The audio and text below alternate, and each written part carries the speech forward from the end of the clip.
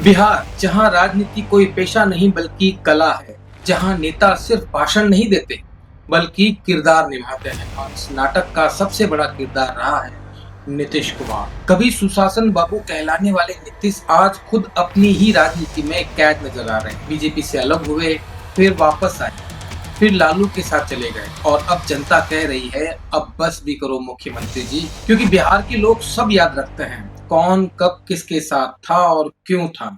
और अब सियासत के मंच पर आखिरी एक्ट शुरू हो चुका है। कभी जो नीतीश राजनीति के चाणक्य कहलाते थे, आज वही अपने फैसलों से भ्रमित नजर आते हैं। उनकी पार्टी जदयू अब एक नाव बन चुकी है जिसमें छेद ज्यादा हैं और नाविक कम।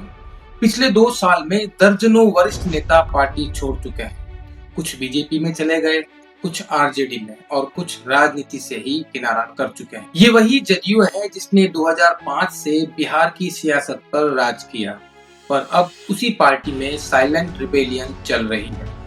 अंदर खाने से खबरें हैं, मंत्रियों में मतभेद है, कार्यकर्ताओं में गुस्सा है और जनता में मायूसी।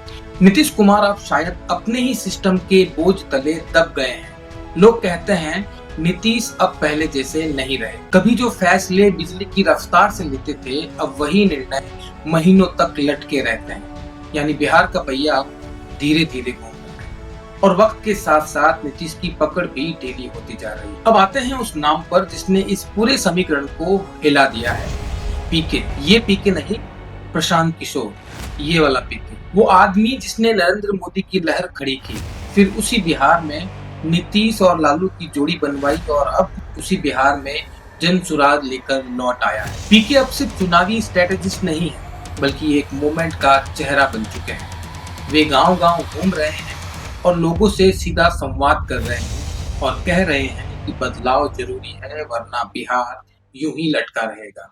यानी ये सिर्फ चुनावी लड़ाई नहीं है, ये विचारों की लड़ाई है। युवाओं में पीके को लेके एक नई उम्मीद है, क्योंकि वो पॉलिटिशियन की तरह नहीं, एक प्लानर की तरह सोचते हैं। दूसरी तरफ बीजेपी की हालत भी उतनी मजबूत नहीं है जितनी पहले थी।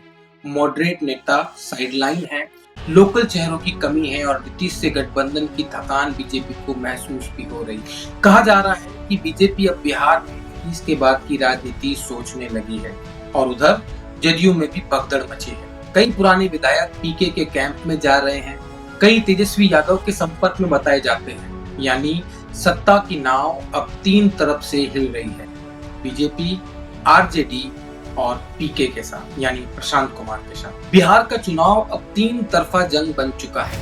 पहला एनडीए, जिसमें बीजेपी, एलजेपी और कुछ छोटे दल। दूसरा महागठबंधन, आरजेडी, कांग्रेस और लेफ्ट। और वहीं तीसरा फ्रंट, प्रशांत किशोर और उनके स्थानीय चेहरे। अगर नीतीश का वोट बैंक टूटता है तो बीजेपी की समीकरण वाली गणित भी बिगड़ जाएगी।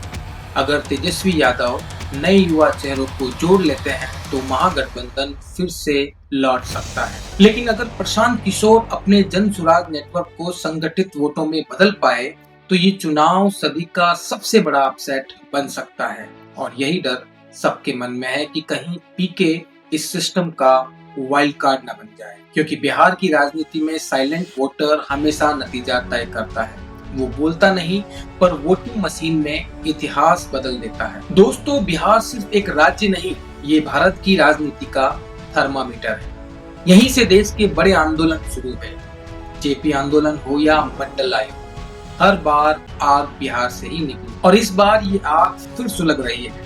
नीतीश कुमार शायद अब आखिरी बार चुनावी मैदान में हो, प्रशांत किशोर पहली बार जनता की अदालत में उतरेंगे, तेजस्वी यादव पहली बार पक्ष विपक्ष के रूप में। यानी ये सिर्फ एक चुनाव नहीं, ये बिहार की नई दिशा तय करेगी। और अगर इस बार बिहार बदला तो पटना की गूंज दिल्ली तक सुनाई देगी, क्योंकि बिहार का बदलाव सिर्फ सरकार नहीं गिराता, सिस्टम हिलाता है। तो दोस्तों, क्या नीतीश कुमार का दौर खत्म हो चुका है?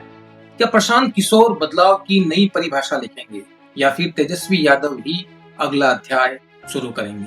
अपनी राय कमेंट में जरूर लिखिए। बिहार बदलेगा या नहीं? वीडियो को लाइक करें, शेयर करें, और हमारे चैनल अनफोल्डेड एमडी सर को सब्सक्राइब करना न भूलें, क्योंकि अगली बार हम फिर खोलेंगे एक नया अनफोल्डेड ट्रूथ। धन्यवाद।